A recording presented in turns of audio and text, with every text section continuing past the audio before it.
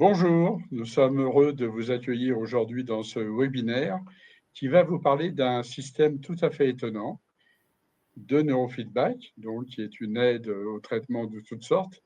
Et c'est un système d'avant-garde issu des neurosciences, mais qui est pratiqué d'ores et déjà dans 27 pays et qui compte des centaines de milliers de séances réalisées avec succès.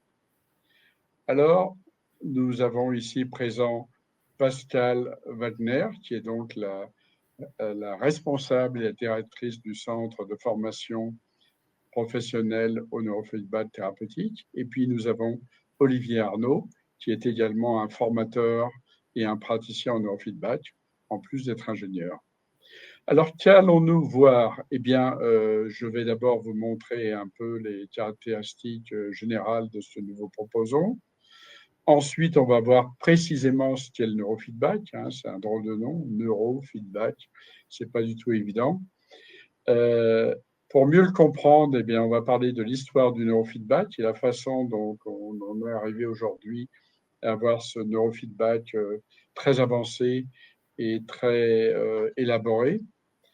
Ensuite, nous verrons les 3 types de neurofeedback en France, puisque le neurofeedback est quand même une grande famille et il n'y a aucune raison de ne pas vous parler de l'ensemble des possibilités qui existent dans le neurofeedback. Ensuite, nous parlerons du métier de praticien en neurofeedback thérapeutique SINNET, qui est un métier assez passionnant, comme vous le dira tout à l'heure Pascal. Le matériel utilisé, qui est tout à fait intéressant, et là, il nous faut un ingénieur comme Olivier pour bien nous le décrire. Ensuite, eh bien, vous aurez peut-être envie de vous former, et là, on va vous dire comment vous former. Et puis enfin, on répondra à vos questions.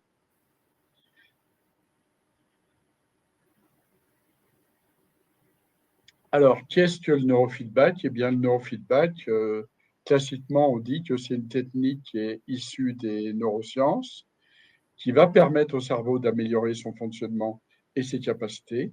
Ça, on a tout à fait des preuves très concrètes de cette affirmation. Et cela grâce à l'autorégulation de son activité.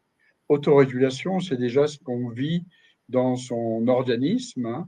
Ça s'appelle l'homéostasie, c'est-à-dire qu'il y a 2 niveaux.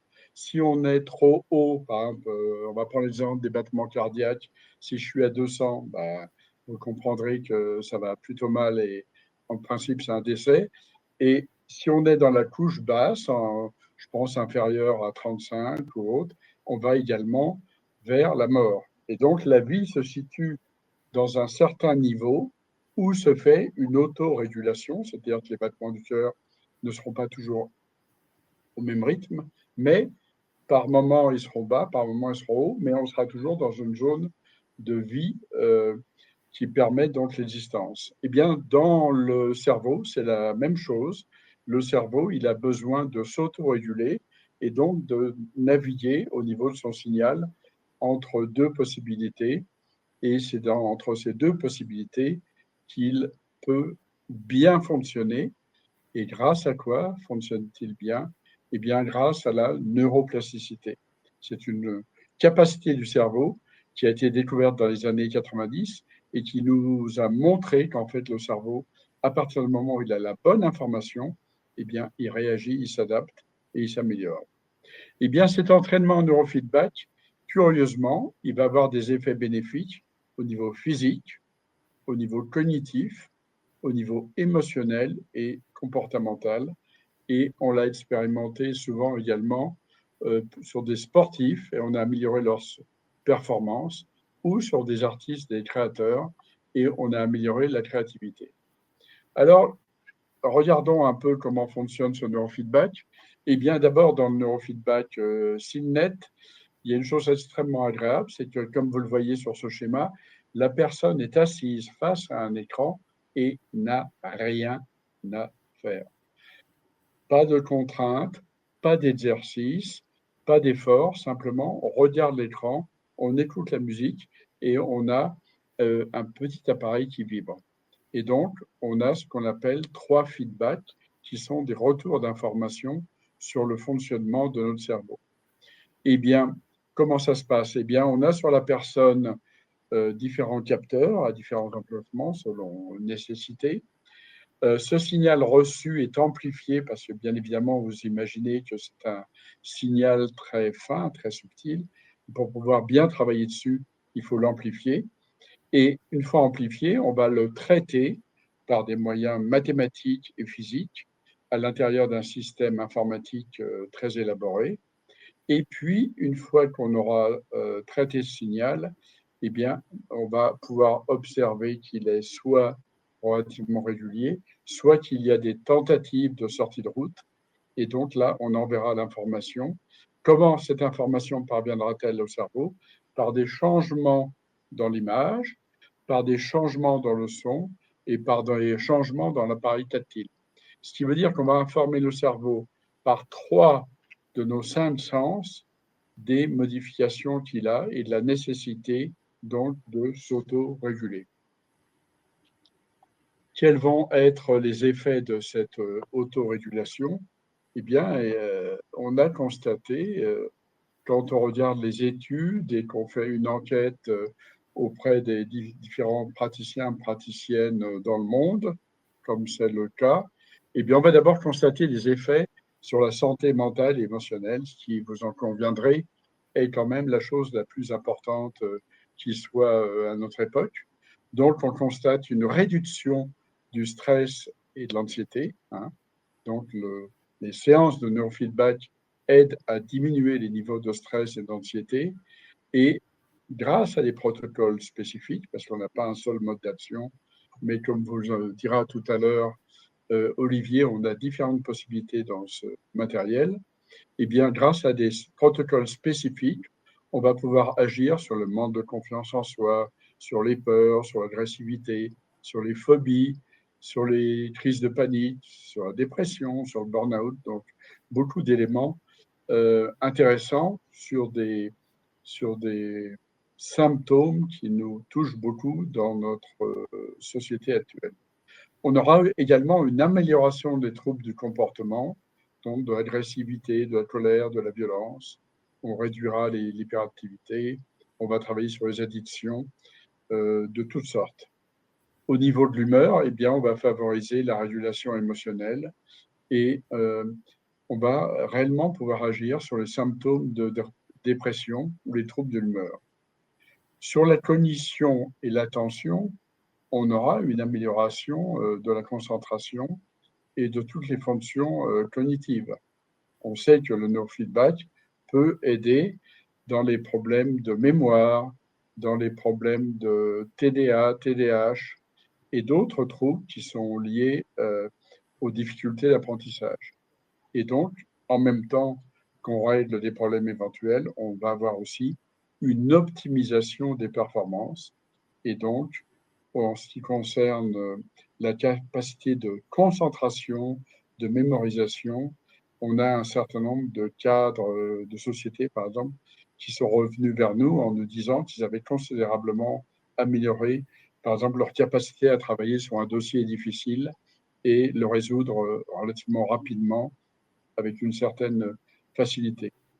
Un des grands thèmes également du neurofeedback, c'est les effets sur le sommeil et la régulation physiologique.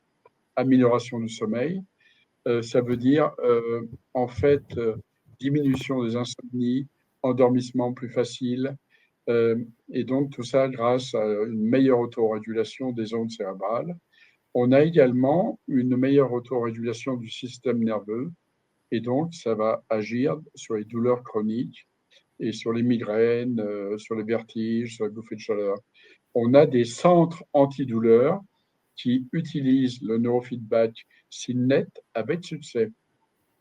Enfin, des effets sur l'autonomie, la qualité de vie et la sécurité.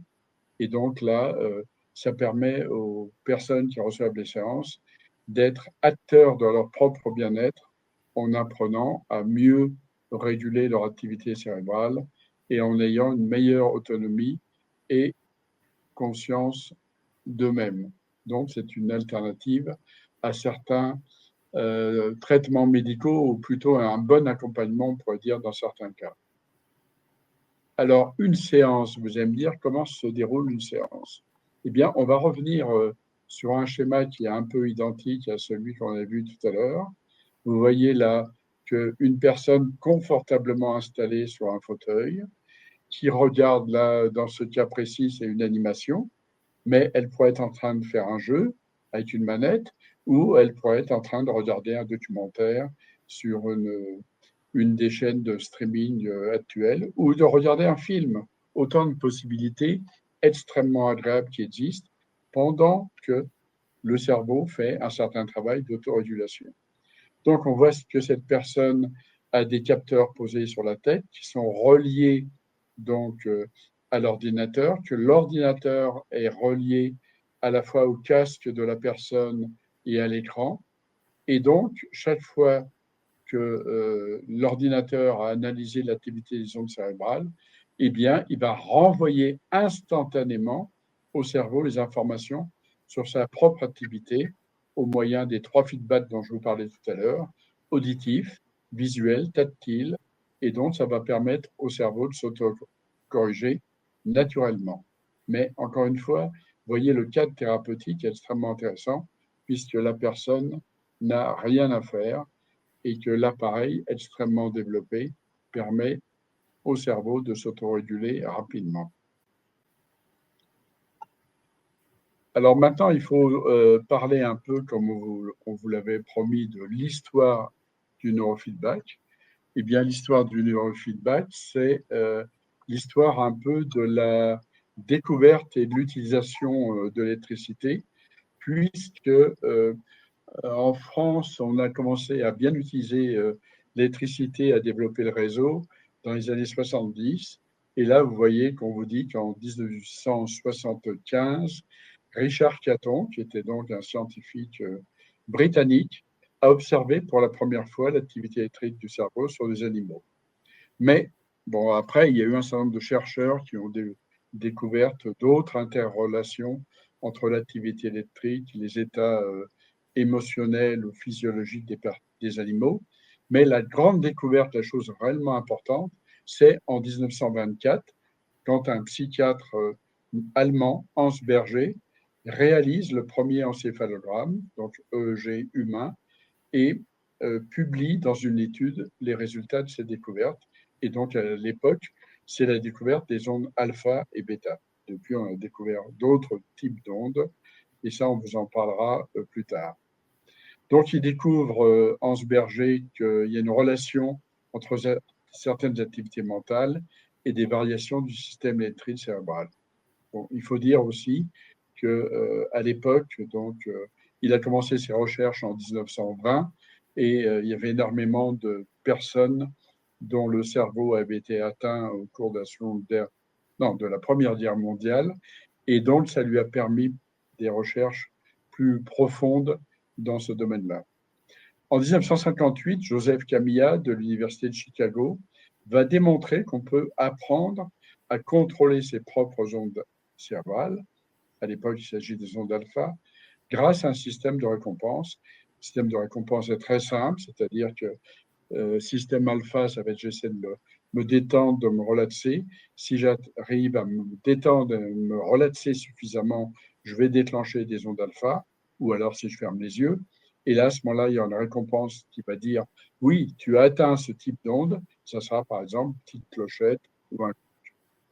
En 1968, autre découverte importante, Barry Sterman entraîne des chats à augmenter leur rythme sensorimoteur.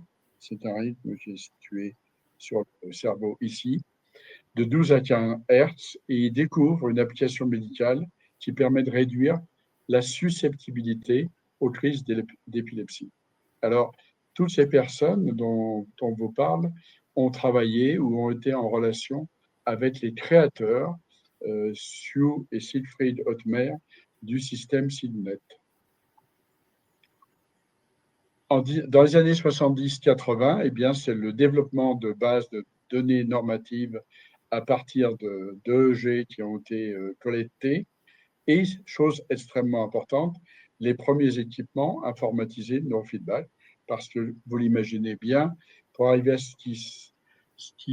arriver à suivre ce qui se produit dans le cerveau, dont on dit que c'est l'organisme le plus complexe dans l'univers, eh bien, il faut des ordinateurs extrêmement rapides et puissants et un système informatique, un logiciel qui soit réellement adapté à cette possibilité.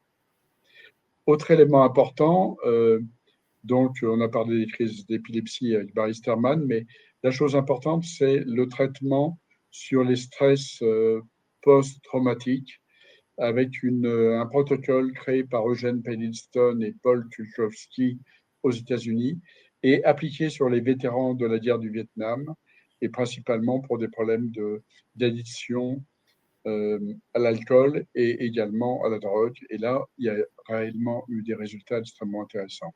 Et puis de là, il y a eu d'autres applications sur le TDAH, sur l'anxiété, sur les troubles du sommeil, sur l'addiction. Et encore aujourd'hui, on découvre au sein de l'Institut Haute-Mer d'autres protocoles. Alors, je suis perdu dans mes diapos, mais je vais y arriver. Voilà. Voilà. Alors ensuite, on passe au neurofeedback thérapeutique moderne.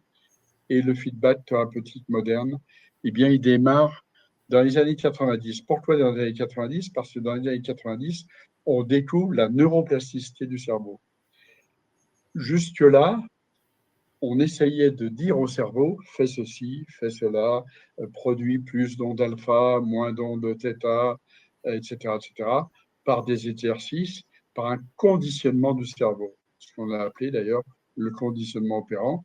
Et aujourd'hui, il y a encore un certain nombre d'appareils sur le marché qui fonctionnent comme ça. Mais dans les années 90, on a découvert qu'en fait, si on donnait l'information juste au cerveau sur son propre fonctionnement, eh bien, il était beaucoup plus puissant et efficace sur tout ce qu'on pouvait penser avant, et qu'il s'auto-corrigeait, et qu'il s'auto-régulait. Donc tout le problème à partir des années 90, c'est comment va-t-on donner au cerveau la bonne information sur son propre fonctionnement pour qu'il puisse s'auto-réguler et donc corriger son fonctionnement et l'améliorer. Eh bien, je vous l'ai cité il y a peu de temps, les Hautes-Mers ont développé un système SynNet et dans ce système SynNet, ils ont intégré toute l'histoire du neurofeedback, mais en même temps, ils ont créé un système qui peut être réellement adapté à la problématique de chaque client. Et donc, ils ont utilisé à la fois des bandes de fréquences de 0 à 40 Hz, mais aussi, et ça c'est une grande nouveauté scientifique, ils ont utilisé les travaux de l'Institut de Göttingen, et donc ils ont créé un système dans lequel on peut aller sur des fréquences ultra basses qui sont en millihertz, et ils ont réussi à aller jusqu'à 5,01 millihertz pour travailler sur l'activité du cerveau. Et ça, c'est réellement un plus important au niveau des possibilités d'application thérapeutique personnalisée et c'est extrêmement efficace. Alors maintenant, je vais céder la parole à Olivier qui va nous parler de la grande famille du neurofeedback en France. Bonjour à tous. Alors, le neurofeedback, c'est une grande famille, puisque il y a plusieurs types, et principalement 3 types de neurofeedback en France, qui sont donc enseignés et pratiqués. Donc, on distingue tout d'abord et de façon historique, en fait, le neurofeedback de première génération, dont Daniel a parlé, qui date des années 70. Et on a, d'un autre côté, le neurofeedback de deuxième génération, qui a été développé plus tard dans les années 90. Alors, le neurofeedback de première génération, c'est ce qu'on appelle un neurofeedback linéaire et dont Daniel a parlé, par conditionnement opérant. Alors, l'entraînement par ce type de neurofeedback va demander une participation qui va être active et consciente du client, qui va faire des jeux, qui va donc apprendre à son cerveau à contrôler, maintenir et augmenter certaines ondes cérébrales de façon spécifique en vue de moduler son fonctionnement. Alors, dans ce type de neurofeedback, l'implication du praticien elle est assez élevée, puisqu'il y a une analyse en fait du QUEG qui est assez poussée. Et donc, le système de neurofeedback ce système de neurofeedback, depuis le départ, a assez peu évolué.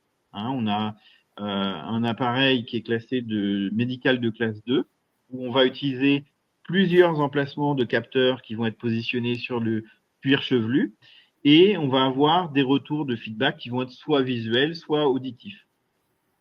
Alors aujourd'hui, en France, c'est principalement l'Institut Neurosciences qui va former à ce type de neurofeedback, et il y a environ 1120 heures de formation.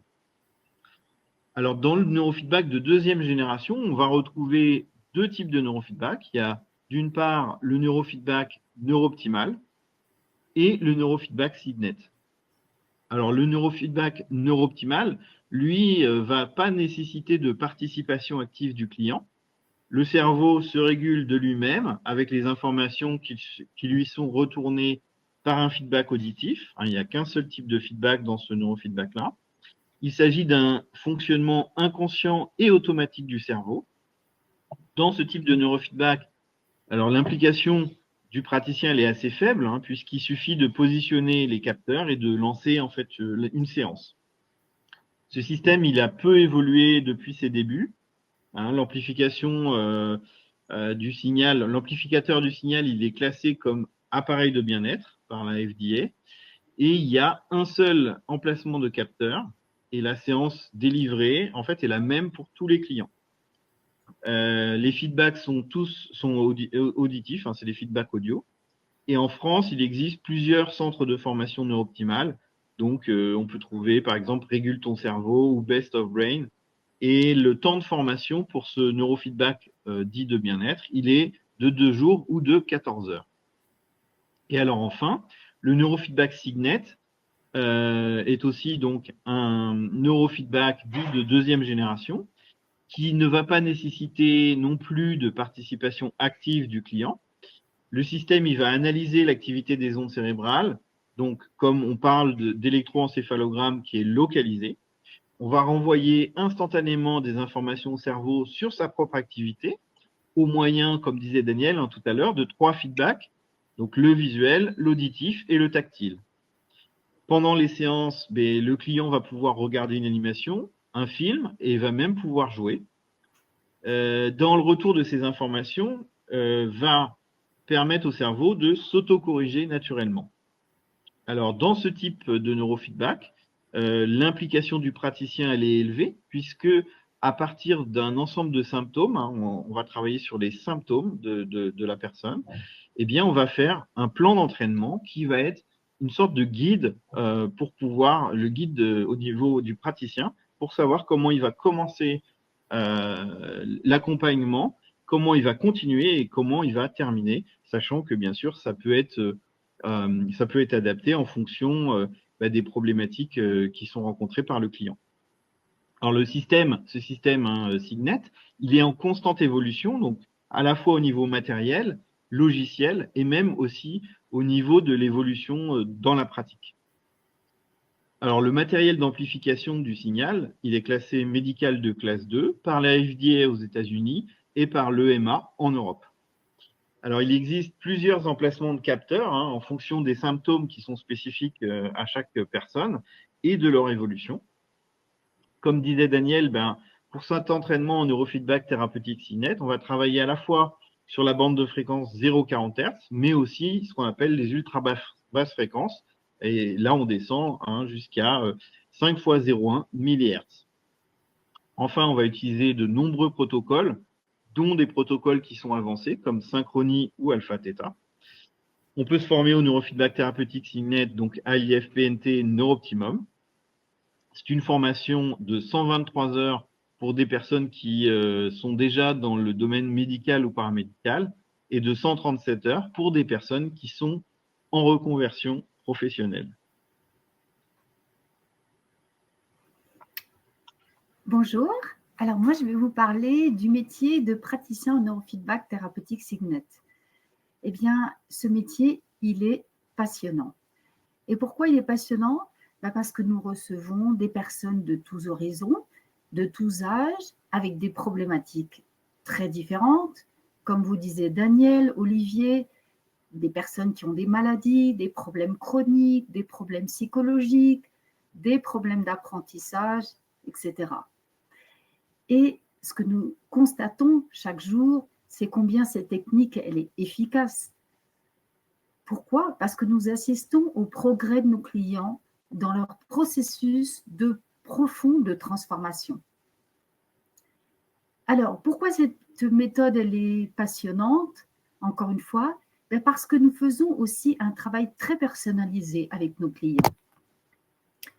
Et comme vous disiez, Olivier, nous faisons d'abord une anamnèse très poussée à partir d'un questionnaire de symptômes et à partir de l'identification de ces symptômes et du contexte des symptômes dans l'histoire de la personne et dans la problématique de la personne, on va déterminer des emplacements spécifiques de capteurs et des protocoles très différents. Puis, on va suivre de très près les effets du neurofeedback au fil des séances, en adaptant les séances à l'évolution de la personne. Le travail sur les symptômes spécifiques va avoir des effets sur l'ensemble du fonctionnement du cerveau. C'est pourquoi on assiste peu à peu à des améliorations simultanées dans le fonctionnement du corps et du cerveau, dans différents domaines. Je rappelle aussi que Signet est une méthode ludique, ce qui est appréciable pour les enfants et puis même pour les adultes, puisque nos clients regardent des vidéos ou des animations ou participent à des jeux. Et comme disait Daniel, ils n'ont rien à faire. On ne leur demande pas d'effectuer des exercices, comme dans la méthode de neurofeedback de première génération. On ne force donc pas le cerveau. Ce sont les modifications dans les supports visuels, auditifs et tactiles qui sont renvoyés au cerveau et qui indiquent au cerveau qu'il peut se réguler tout seul. C'est comme si le cerveau se regardait dans une glace, dans un miroir, et comme s'il était témoin de ses propres dysfonctionnements. Et donc, quand il est témoin de ses propres dysfonctionnements, eh bien, il apprend à se réguler tout seul de façon automatique et inconsciente. Alors, qu'est-ce qui fait que ce métier est passionnant encore? Eh bien, le neurofeedback Signet est une méthode qui est en constante évolution et intégrée dans un mouvement scientifique de recherche permanente. Nous travaillons régulièrement avec des chercheurs, des praticiens sur l'évolution de cette pratique. Et donc, nous travaillons avec les fondateurs aux États-Unis, au centre EEG Info, et puis avec Bimédic en Allemagne, qui diffuse le matériel et qui est chargé aussi de la formation en Europe. Et enfin, nous échangeons avec tous les formateurs européens et dans d'autres pays avec qui nous avons des réunions très régulières. En France, eh bien, ce qui est intéressant aussi, c'est que les praticiens échangent leurs questions, leurs expériences sur une plateforme. Ils reçoivent de Neuroptimum une formation continue toute l'année en visio sur des thèmes en lien avec le neurofeedback. D'ailleurs, la dernière que nous avons faite était portée sur le trouble du stress post-traumatique et nous avons reçu des spécialistes pour ce thème-là. Et nous avons complété, bien sûr, sur les protocoles que l'on utilise en lien avec ce thème. Toute notre formation, elle a pour but de vous faire apprécier ce métier et d'en devenir des spécialistes. Et c'est maintenant, nous allons donc voir le matériel utilisé avec Olivier. Alors, au niveau du matériel, pour le neurofeedback thérapeutique Signet, on utilise donc un logiciel qui s'appelle Signet. Pour amplifier le signal électrique donc, qui est présent à la surface du cuir chevelu, on va utiliser un amplificateur qui s'appelle le NeuroAmp 2. Et en fait, ce matériel, c'est celui-là qui est reconnu comme matériel médical de classe 2 au niveau de la FDA et au niveau de l'Europe. Donc, à la fois, Signet et le NeuroAmp sont fabriqués en Allemagne et sont diffusés dans le monde entier et utilisés dans les différents pays dont parlait Daniel tout à l'heure.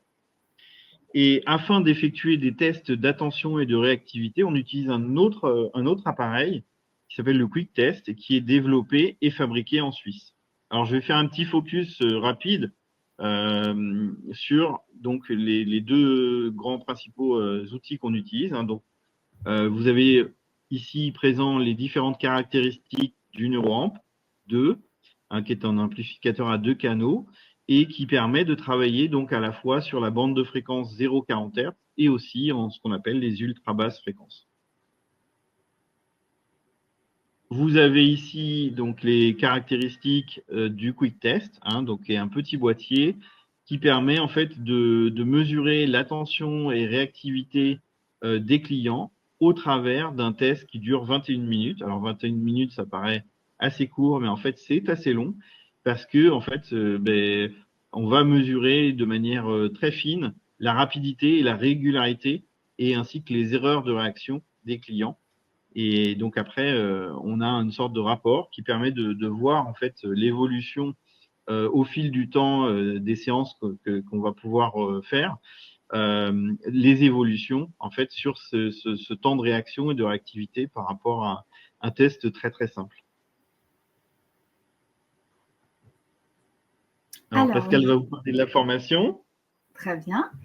Alors, en ce qui concerne la formation, eh bien, d'abord, je voulais vous dire que Daniel, moi et Olivier, eh bien, nous sommes très heureux d'effectuer cette formation sur cette méthode.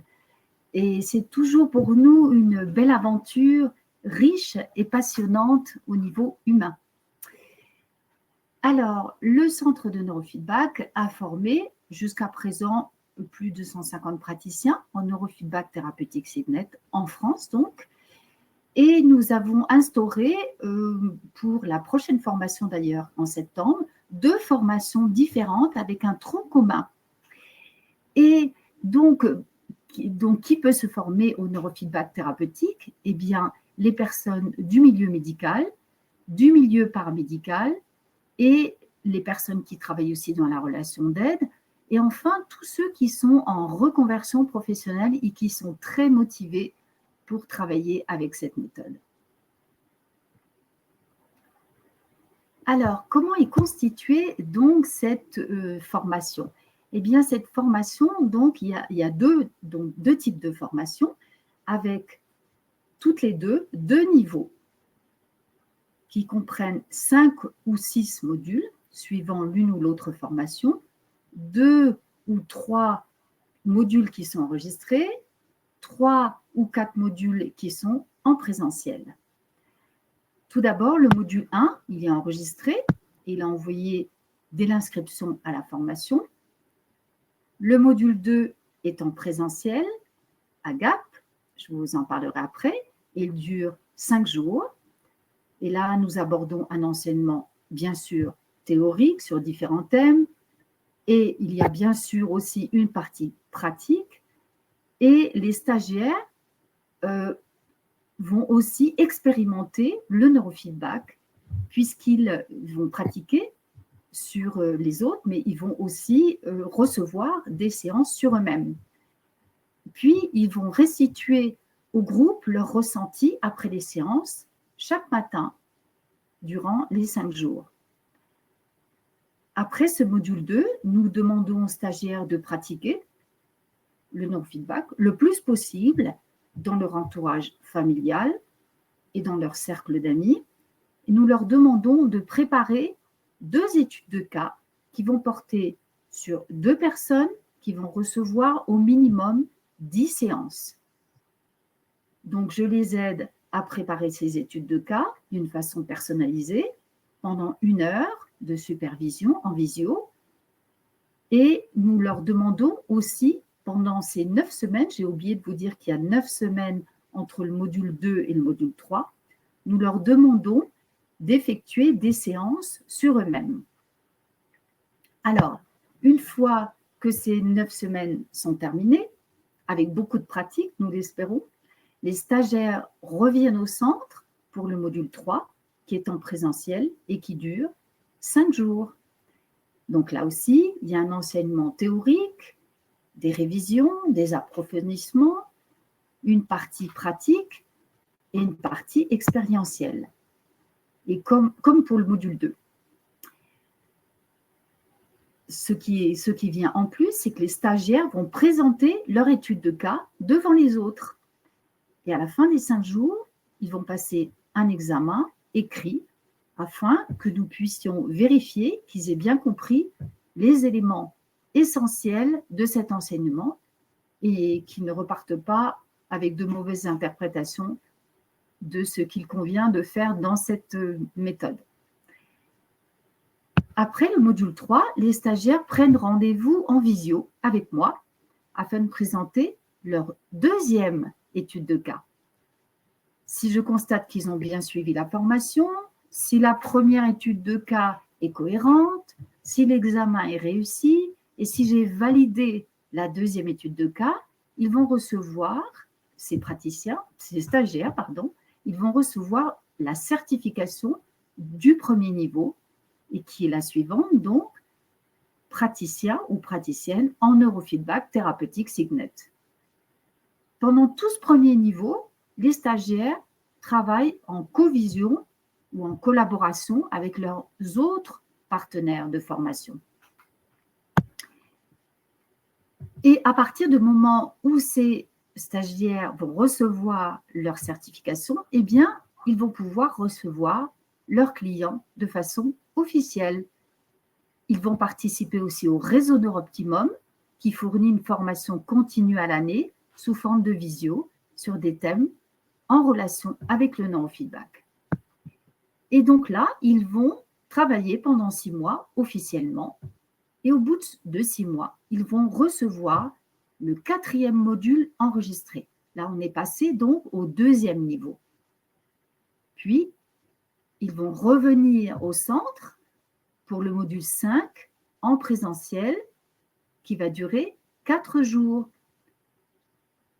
Et pendant ces 4 jours, ils vont recevoir un enseignement sur 2 protocoles supplémentaires qui s'appellent synchronie et alpha-theta et qui sont très, très avancés dans la pratique du neurofeedback.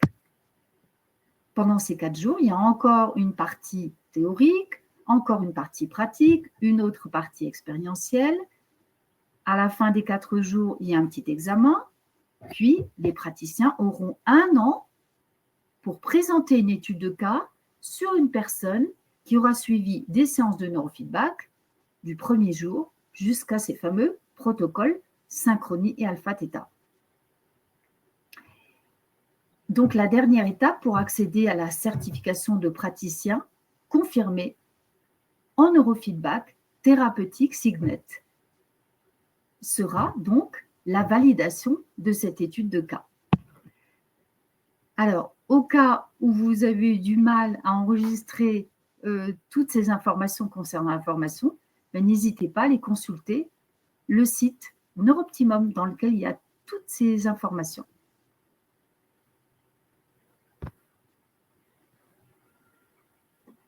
Alors, quand est-ce que vous allez pouvoir vous former au neurofeedback thérapeutique? Eh bien là, si vous voulez vous installer en janvier 2026, le 2e module, donc en présentiel, a lieu du 15 au 19 septembre 2025. Le suivant, donc le module 3, du 1er au 5 décembre 2025. Le module 4 est enregistré et vous sera envoyé par la suite. Et le module 5, donc au mois de juin, du 5 au 8 juin 2026. Et pour se former au neurofeedback thérapeutique Signet, eh bien, nous allons vous accueillir à Gap, dans les Hautes-Salles, dans un endroit qui est magnifique. Et vous serez donc en immersion dans le neurofeedback, puisque nous travaillons dès le matin de 8h30 ou 9h jusqu'à 6h du soir. Et vous serez donc tout le temps aussi, si vous le souhaitez, avec le groupe de stagiaires. Donc, je repasse la parole à Daniel pour les études. Oui, alors c'est effectivement une chose importante. On l'a mis à la fin de notre webinaire parce qu'on est, comme vous le voyez là sur la diapo, le nombre d'études sur le neurofeedback, y compris le neurofeedback, donc SIGNET, ne cesse d'augmenter dans le monde. Et pour ceux qui sont intéressés, nous vous demandons de prendre contact avec nous, car dans le dernier trimestre de l'année, on va voir la publication d'une étude extrêmement intéressante de l'Université de Zurich en Suisse, qui donc sur une cohorte d'un certain nombre de personnes assez importantes, a investi beaucoup de temps et de moyens financiers pour aller jusqu'au fond des résultats possibles de cette méthode telle que nous la présentons aujourd'hui, SIGNET, donc une méthode de neurofeedback avancée qui s'appuie sur donc des recherches scientifiques des neurosciences très poussées et qui est maintenant à votre disposition dans une formule agréable à utiliser, agréable pour vos clients et qui peut réellement apporter un plus à votre pratique. Donc, n'hésitez pas, pour ceux qui vont nous quitter maintenant avant les questions, n'hésitez pas, je vous le dis, à revenir vers nous, à nous demander plus d'informations, à vous informer plus en profondeur. Nous sommes là, nous pouvons vous procurer des études scientifiques, nous pouvons vous donner des informations sur nos formations, nous pouvons vous indiquer où vous pouvez recevoir des séances. Revenez vers nous, n'hésitez pas. Eh bien, écoutez, nous vous remercions d'avoir suivi ce webinaire que nous avons essayé d'être le plus complet et plus honnête possible, puisque nous avons parlé aussi de la grande famille du neurofeedback. Hein. Nous ne disons pas de notre Église point de salut, mais nous savons par expérience et pour l'avoir pratiqué que nous avons un système à vous offrir dans le neurofeedback qui est extrêmement avancé, pointu et chose intéressante, en permanente évolution. Et pour vous remercier d'avoir assisté à ce webinaire et d'avoir consacré un peu de temps pour en savoir plus, eh bien, exceptionnellement, nous vous offrons 5% sur la prochaine formation qui va donc démarrer le 15 septembre et à laquelle nous vous conseillons de participer car réellement cela peut changer votre pratique et apporter beaucoup, aussi bien à vous-même qu'aux personnes que vous recevez. Donc 5% sur la prochaine formation et n'hésitez pas à nous poser toutes sortes de questions et à nous interroger. Nous vous disons, dans tous les cas, à bientôt. À bientôt. À bientôt, merci beaucoup.